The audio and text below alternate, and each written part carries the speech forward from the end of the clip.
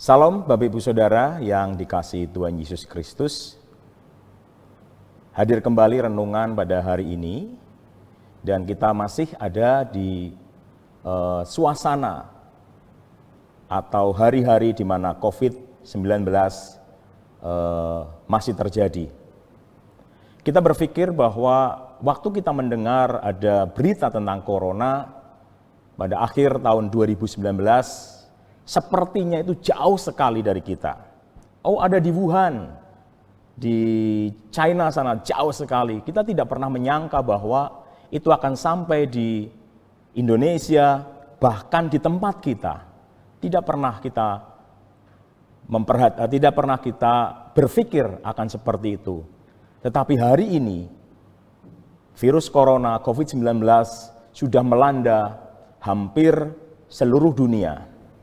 Pertanggal 22 April 2020, sudah ada 213 negara yang terkena. Dengan korban ada 165.310 orang. Dan yang terjangkit atau kena positif ada sekitar 2.500.000 orang. Kita tidak pernah menyangka bahwa itu akan melanda dunia. Tapi hari ini kita akan belajar dari firman Tuhan dari Ibrani pasal 12 ayat 26 sampai ayat yang ke-28. Ibrani 12 ayat 26 sampai 28. Waktu itu suaranya menggoncangkan bumi. Tetapi sekarang ia memberikan janji, satu kali lagi aku akan menggoncangkan bukan hanya bumi saja, melainkan langit juga. Ungkapan satu kali lagi menunjuk kepada perubahan pada apa yang dapat digoncangkan. Karena ia dijadikan supaya tinggal tetap apa yang tidak tergoncangkan. Jadi karena kita menerima kerajaan yang tidak tergoncangkan, marilah kita mengucap syukur dan beribadah kepada Allah menurut cara yang berkenan kepadanya dengan hormat dan takut. Bahkan kalau kita belajar dari firman Tuhan di Ibrani 12 ayat 26 sampai 28 dikatakan bukan hanya bumi saja yang akan digoncangkan melainkan langit juga. Jadi Bapak Ibu Saudara, COVID-19 kalau boleh saya katakan adalah ujian bagi kita. Untuk apa? Untuk sesuatu yang mungkin jauh lebih besar lagi yang akan terjadi. Tetapi ada ayat yang sangat meneguhkan kita.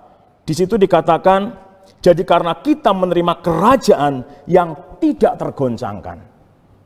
Kita menerima kerajaan yang tidak tergoncangkan. Itulah kabar baik yang harus kita hidupi, Bapak Ibu Saudaraku, ketika virus corona melanda seluruh dunia. Ada kerajaan yang tidak tergoncangkan sekalipun dunia tergoncang dengan luar biasa, yaitu kerajaan Allah itu sendiri. Dan kita dikatakan menerima kerajaan yang tidak tergoncangkan. Ayat selanjutnya berkata, marilah kita mengucap syukur dan beribadah kepada Allah menurut cara yang berkenan kepadanya dengan hormat dan takut.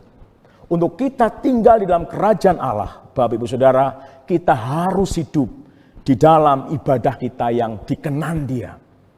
Menurut Roma 12 ayat yang pertama dikatakan, yaitu mempersembahkan. Ibadah kita adalah mempersembahkan tubuh kita sebagai persembahan yang hidup, yang kudus, dan yang berkenan kepada Tuhan. Jadi ibadah bukan sekedar hari Minggu. Ibadah bukan sekedar ketika kita komsel. Tetapi ibadah kita adalah setiap waktu yang Tuhan berikan kepada kita. Detik demi detik, jam demi jam, hari demi hari. Itulah ibadah kita bersama-sama dengan Tuhan. Artinya apa? Kita harus membangun sekali lagi hubungan kita dengan Tuhan. Kita harus menikmati hadirat Tuhan di dalam hidup kita senantiasa. Kita harus menikmati kehadiran Tuhan yang berkata bahwa Ia menyertai kita sampai kepada akhir zaman. Itu harus kita nikmati. Karena ketika kita hidup di dalam Tuhan, kita beribadah yang sejati kepada Tuhan, disitulah kita menerima dan hidup di dalam kerajaan Allah yang tidak tergoncangkan.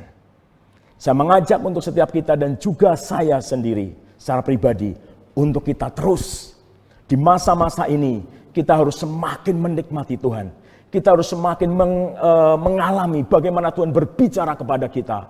Bagaimana Tuhan mengintervensi hidup kita. Bagaimana Tuhan mengarahkan hidup kita. Itulah yang membuat kita kuat. Itulah yang membuat kita tidak tergoncangkan. Karena apa? Karena kita tinggal di dalam kerajaan Allah yang tidak tergoncangkan. Mari Bapak Ibu Saudaraku, kita terus bersemangat. Kita terus mencari Tuhan sampai kita mendapatkan Dia. Sampai kita mendapatkan janji-janji Dia. Sampai kita mendapatkan bahwa ya, aku kuat bukan karena aku yang kuat. Tetapi Tuhan yang tinggal di dalam aku, itulah yang membuat aku kuat.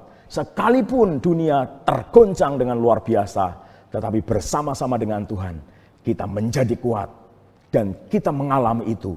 Bukan kata orang, tetapi setiap kita mengalami hidup yang tidak tergoncangkan.